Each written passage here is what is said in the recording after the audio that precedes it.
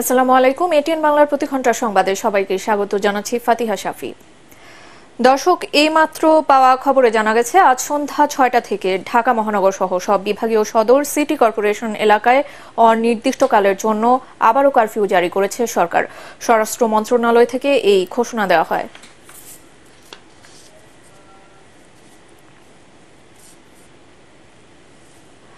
অসহযোগ আন্দোলনের প্রথম দিনে দেশের ৭ জেলায় আন্দোলনকারীদের সাথে পুলিশ ও আওয়ামী লীগ কর্মীদের ত্রিমুখী সংঘর্ষে দুপুর পর্যন্ত ১৭ জন নিহত হয়েছে।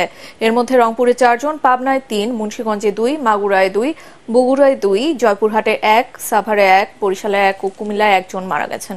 গুলিবিদ্ধ সহ আহত হয়েছে শতাধিক। দফায় দফায় সংঘর্ষে রণক্ষেত্রে পরিণত হয়েছে এসব এলাকা। হামলা ও ভাঙচুর করা হয়েছে আওয়ামী লীগ অফিস সহ বিভিন্ন স্থাপনায়। প্রতিনিধিদের পাঠানো তথ্য ও ছবিতে আরো জানাচ্ছেন জাহিদুল আলম। অসহযোগ আন্দোলনের প্রথম দিন সকালে পাবনা শহরে আন্দোলনকারীদের দিকে গুলি ছুড়ে দুর্বৃত্তরা, এতে ৪ জন গুলিবিদ্ধ হন, পরে ৩ জনের মৃত্যু হয়। পরিস্থিতি নিয়ন্ত্রণে টিয়ার গ্যাস ও রাবার বুলেট ছোড়ে পুলিশ। মুন্সিগঞ্জের সংঘর্ষে ২ জন নিহত হয়েছেন, আহত হয়েছেন অন্তত ৩০ জন। থানার পুল চত্বরে মুহুর্মুহু ককটেল বিস্ফোরণ ও গুলির শব্দ শোনা যায়। সকাল ১০টার দিকে শহরের থানার পুল এলাকায় আন্দোলনকারীরা জড়ো হলে আওয়ামী লীগ কর্মীরা হামলা করে। রংপুরে বৈষম্য বিরোধী ছাত্র আন্দোলন কর্মীদের সাথে আওয়ামী লীগ ও এর অঙ্গ সংগঠনের নেতাকর্মীদের সংঘর্ষে ২ জন নিহত হয়েছেন, আহত হয়েছেন অন্তত ১৫ জন। দুপুরে নগরের সিটি বাজার এলাকায় এই সংঘর্ষের ঘটনা ঘটে। মাগুরায় পুলিশ ও আওয়ামী লীগের নেতাকর্মীদের সংঘর্ষে ২ জন নিহত হয়েছেন। বেলা ১১টার দিকে পারনান্দুয়ালি এলাকায় সংঘর্ষে গুলিবিদ্ধ হন তারা, এতে অনেকে আহত হয়েছেন। বগুড়ার বড়গোলা ও দুপচাচিয়ায় পুলিশ ও বিক্ষোভকারীর মধ্যে সংঘর্ষে ২ জন নিহত হয়েছেন। নিহতের পরিচয় এখনো জানা যায়নি। জয়পুরহাটে মারা গেছেন ১ জন। সকালে পুলিশ ও আন্দোলনকারীদের সংঘর্ষের সময় তার মৃত্যু হয়। এছাড়া অর্ধশতাধিক মানুষ আহত হয়েছেন। আওয়ামী লীগ অফিস ও ছাত্রলীগ অফিসে আগুন ধরিয়ে দেয় দুর্বৃত্তরা। সাভারের বাইপাইলে মৃত্যু হয়েছে আরও ১ জনের। সকালে আন্দোলনকারী পুলিশ ও সরকার সমর্থকদের সংঘর্ষে তার মৃত্যু হয়। Bureau report, ATN Bangla.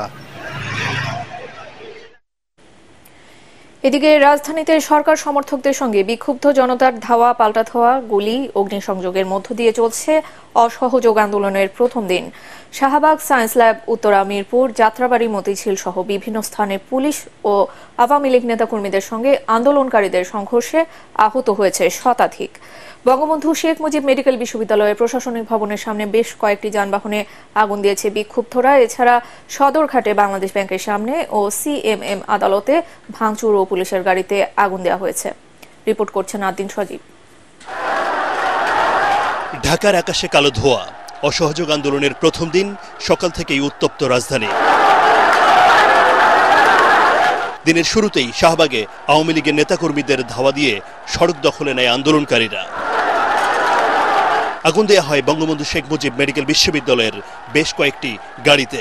ঘটে ভাঙচুরের ঘটনাও, এতে আতঙ্কিত হাসপাতালের চিকিৎসক, রোগী ও তাদের স্বজনরা।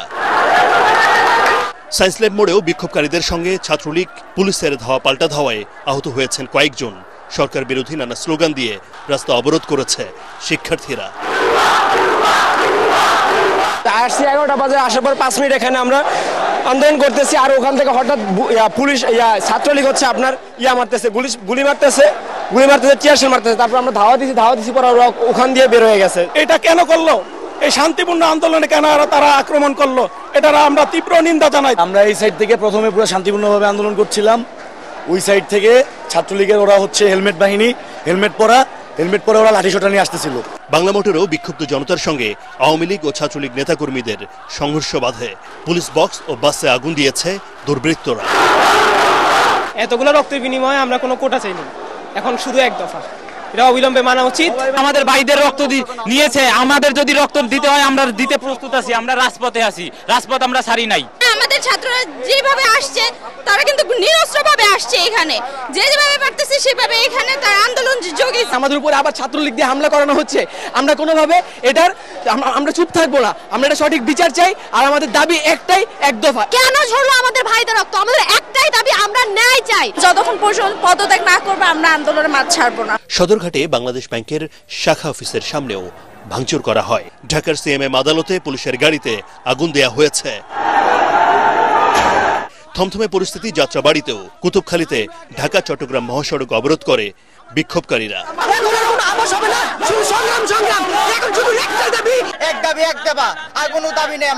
মিরপুর 10 ও 13 নম্বরে শিক্ষার্থী ও পুলিশের সঙ্গে তুমুল সংঘর্ষে বেশ কয়েকজন আহত হয়েছে। চলছে ধাওয়া পাল্টা ধাওয়া। উত্তপ্ত উত্তরাও। বিএনএস ভবনের সামনে শিক্ষার্থীদের সঙ্গে আওয়ামী লীগ নেতাকর্মীদের সংঘর্ষে আহত হয় বেশ কয়েকজন। নীরব ভূমিকায় দেখা যায় পুলিশকে। আদ্দিন সজীব, এটিএন বাংলা, ঢাকা। দর্শক, রাজধানীর উত্তর এলাকায় আছেন সহকর্মী আপেল মাহমুদ। সেখানকার সর্বশেষ পরিস্থিতি জানাচ্ছেন তিনি।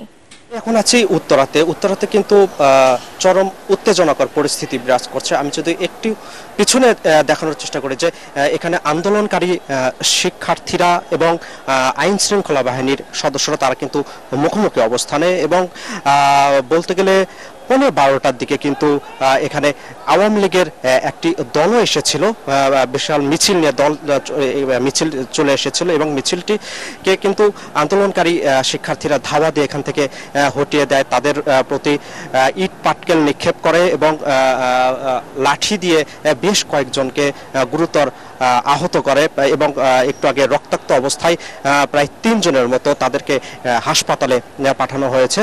এবং এখন এই আন্দোলনকারী শিক্ষার্থীরা কিন্তু এখানে যে বিভিন্ন ধরনের কাগজ, চেয়ার টেবিল সহ ছোট যে টং দোকানগুলো ছিল সেই দোকানগুলোতে কিন্তু আগুন ধরিয়ে দিয়েছে। এবং এখানে কিন্তু একটু ক্যামেরাম্যান দেখানোর চেষ্টা করছে যে ধোঁয়ায় কিন্তু পুরো আকাশে চলে যাচ্ছে, অর্থাৎ এখানে কিন্তু চরম উত্তেজনাকর পরিস্থিতি বিরাজ করছে। এবং এর পাশেই কিন্তু পুলিশ দাঁড়িয়ে আছে, তারা এক ধরনের নীরব ভূমিকা পালন করছে, তারা কোনো ধরনের অ্যাকশনেও যাচ্ছে না, জাস্ট তাদেরকে এসব আন্দোলনকারী শিক্ষার্থীদের নিবৃত্ত করার চেষ্টা করছে।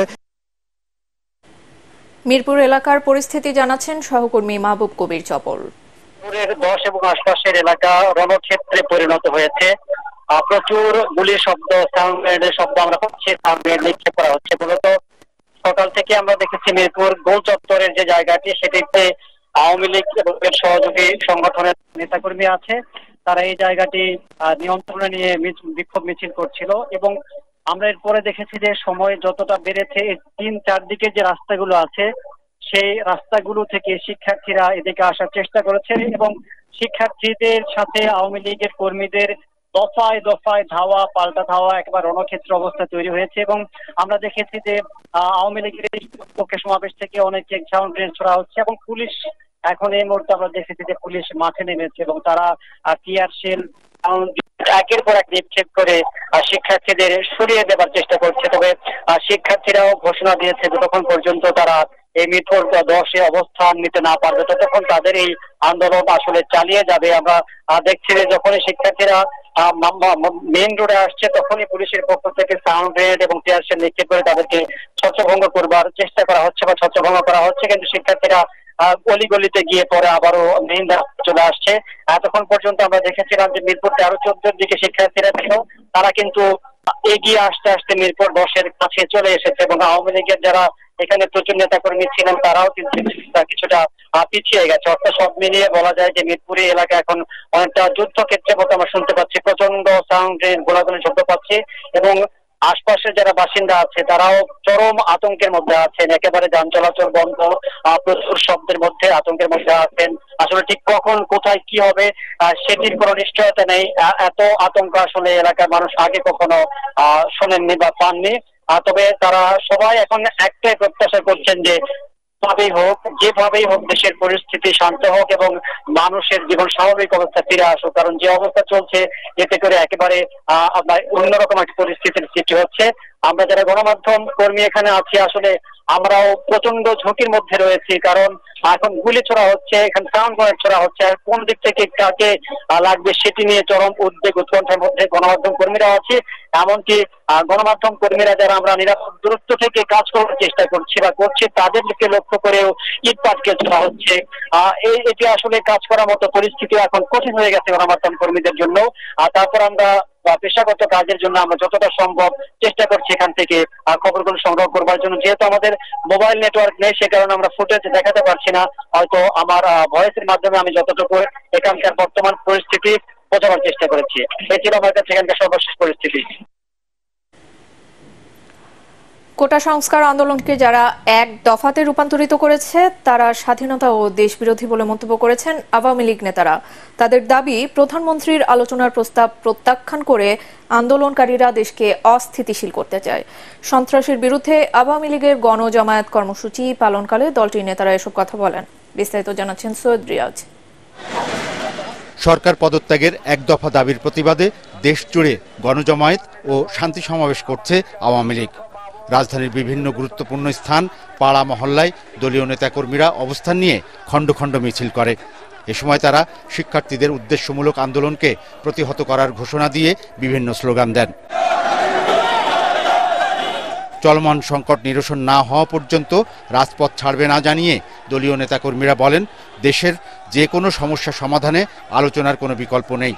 তা জেনেও অদৃশ্য উস্কানিতে আন্দোলনকারী শিক্ষার্থীরা প্রধানমন্ত্রীর আহ্বান প্রত্যাখ্যান করেছে, যা নজিরবিহীন। আমরা সারা বিশ্বের মধ্যে দেখেছি, যখনই কোনো আন্দোলন সংগ্রাম হয় সরকার প্রধান যখন ডাকেন তখন সবাই কিন্তু সেই ডাকে সাড়া দিয়ে একটা আলোচনায় বসে। কোটা আন্দোলনকারী নাহিদ সহ কোটা সমন্বয়করা তাদের ক্ষমতার ভূতে ধরেছে। এরপরে যদি কোনো সহিংসতা ঘটে, যদি কোনো হতাহতের ঘটনা ঘটে, তাহলে সকল দায় এই ছাত্র নামের অছাত্রদেরকে নিতে হবে। জনগণের জানমালের নিরাপত্তায় আওয়ামী লীগ নেতাকর্মীরা শান্তিপূর্ণ কর্মসূচির মাধ্যমে সরকারকে সহযোগিতা দেবে বলে জানান দলের নেতারা। জ্বালাও পোড়াও সব এই জামাত শিবির বিএনপি তারা করছে এবং একটি রাষ্ট্রের সম্পদ ধ্বংস করছে। শান্তিপূর্ণভাবে এবং শান্তিপূর্ণভাবে এদের অশুভ শক্তির বিরুদ্ধে আমরা মোকাবিলা করব, শান্তিপূর্ণ মোকাবিলা করব। দেশকে অকার্যকর করতে নিরীহ শিক্ষার্থীদের উপর দেশি বিদেশি কুচক্রী মহল ভর করেছে বলেও জানান তারা। যতক্ষণ পর্যন্ত এই রাজাকার আলবদররা ঘরে না যাবে, তাদেরকে নির্মূল না করতে পারবো, স্বাধীনতা বিরোধী নির্মূল না করতে পারবো, তাদের বিরুদ্ধে আন্দোলন অব্যাহত থাকবে। এ সময় দেশ ও জনগণের স্বার্থ বিবেচনায় শিক্ষার্থীদের আন্দোলন প্রত্যাহার করে প্রধানমন্ত্রীর সাথে আলোচনায় বসার আহ্বান জানান আওয়ামী লীগ নেতারা। সৈয়দ রিয়াজ, এটিএন বাংলা, ঢাকা। পরবর্তী সংবাদ দেখার আমন্ত্রণ জানিয়ে এখনকার মতো শেষ করছি। এটিএন বাংলা সংবাদ ইউটিউবে দেখতে ব্রাউজ করুন youtube/ATN Bangla News। ধন্যবাদ।